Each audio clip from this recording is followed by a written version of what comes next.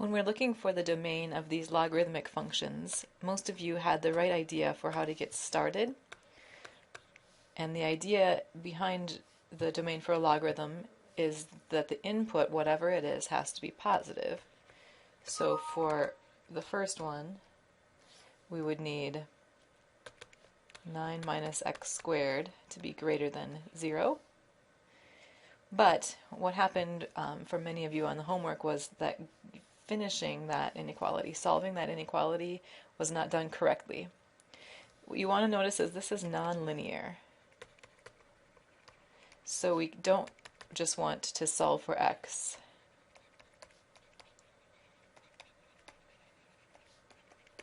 It won't give us the right solution to the problem.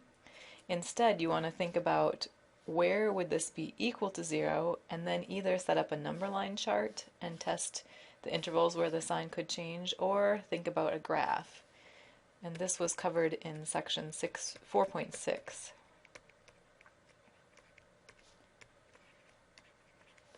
And the idea was the graphical way to get through this is probably the easiest one.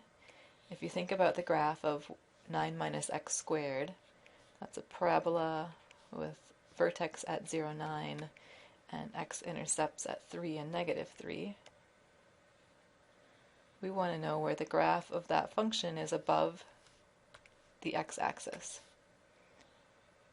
So this interval is where 9 minus x squared will be positive. So we would say the interval between negative 3 and 3. But there's not a way to try to isolate x and solve this inequality that way. You just really need to think about, what does this graph look like? Where would the graph be above the x-axis? Or think about, okay, this is the same as 3 minus x times 3 plus x greater than 0. Put 3 and negative 3 on a number line chart. Pick a test point in each interval. You would find that the sign is negative here, positive here, and negative here. And we want to know the interval where the sign is positive. But that's the approach you need to solve an inequality that's nonlinear. So similarly, in example B, we're looking at, for the domain, we need x plus 5 over x minus 2 to be greater than 0. So you want to think about the graph of that function. There's a vertical asymptote at x equals 2. There's an x-intercept at x equals negative 5, so negative 5, 0. There's a horizontal asymptote at y equals 1 because the ratio of the leading coefficients is 1.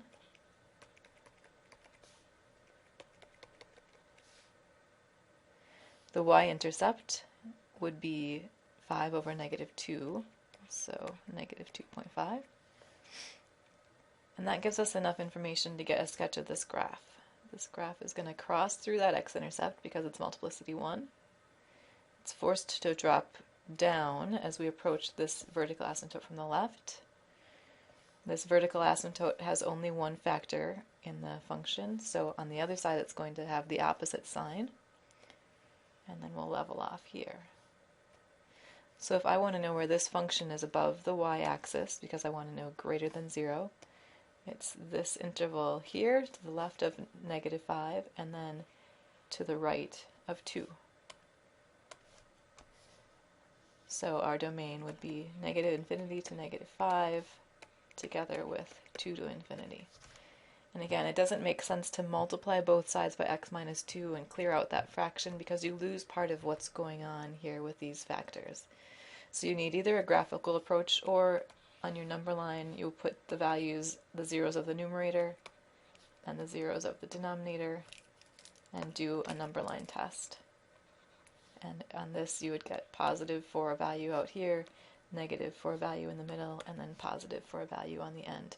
But that's the kind of work you want to do to be supporting your claim that the domain is this for the first one, and, negative 3 to 3 for the first one, and negative infinity to negative 5, together with 2 to infinity for the second one.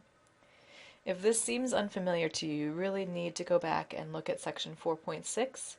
There was also one example similar to this in the the homework, or the notes for the logarithmic graphing section.